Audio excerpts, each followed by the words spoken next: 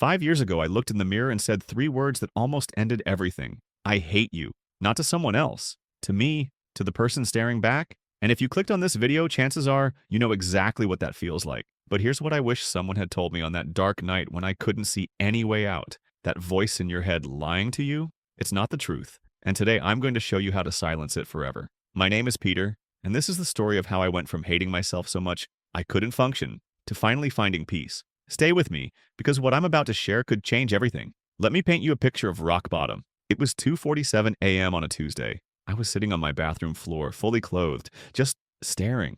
I had spent the entire day replaying every mistake I'd ever made, every awkward conversation from high school, every time I said something stupid, every opportunity I missed because I was too scared, too anxious, too me. The voice in my head was relentless. You're pathetic. Everyone sees through you.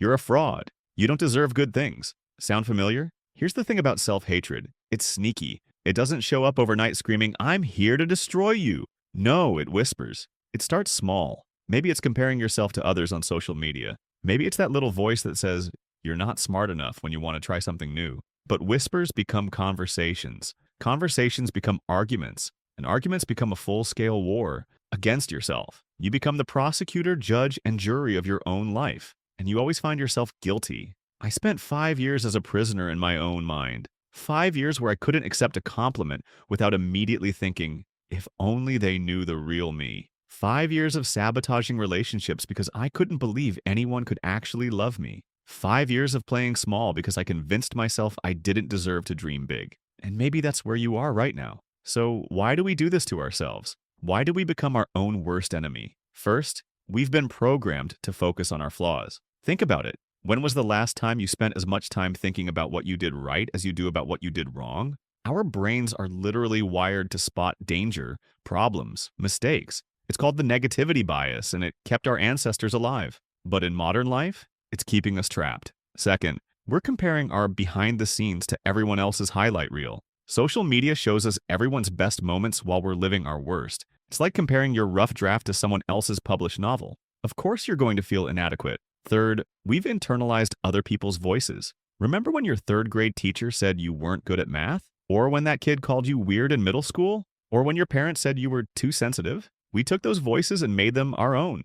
We became the bully in our own story. But here's what I learned the hard way. Hating yourself isn't motivation. It's not discipline. It's not keeping yourself humble. It's poison. Pure poison that seeps into every area of your life. When you hate yourself, you make terrible decisions. You stay in toxic relationships because you think it's what you deserve. You don't pursue your dreams because you've convinced yourself you'll fail. You push away good people because you can't believe they'd want to be around the real you. Self-hatred isn't protecting you from anything. It's protecting you from everything. From love, from success, from joy, from peace, from the life you actually want to live. So what changed? How did I go from that person on the bathroom floor to someone who can look in the mirror and genuinely smile? It started with one question. One simple question that cracked everything open. Would I talk to my best friend the way I talk to myself? The answer was a hard no. I would never, ever speak to someone I cared about the way I spoke to myself. I wouldn't call my friends stupid for making a mistake. I wouldn't tell them they're worthless because they're not perfect. I wouldn't tell them to give up on their dreams because they might fail. That's when I realized I had become an abusive relationship with myself. So I made a decision. I decided to fire the voice in my head and hire a new one. I decided to become my own best friend instead of my own worst enemy. Here's how I started. Every time I caught myself in negative self-talk, I asked, is this helpful? Is this true? Would I say this to someone I love? And if the answer was no, I stopped myself and chose a different thought. It wasn't easy. That critical voice had been my roommate for years. It didn't want to move out quietly. But slowly, day by day, I started to change the conversation. Instead of, "I'm so stupid," I started saying, "I made a mistake," and that's how I learned. Instead of, "I'm not good enough," I started saying, "I'm growing and improving every day." Instead of, "I hate myself," I started saying, "I'm learning to be kind to myself." And something incredible happened. When I stopped being my own enemy, I started becoming my own ally. When I stopped tearing myself down, I started building myself up. When I stopped hating who I was, I started becoming who I wanted to be. So here's what you're going to do starting today. First, catch yourself in the act.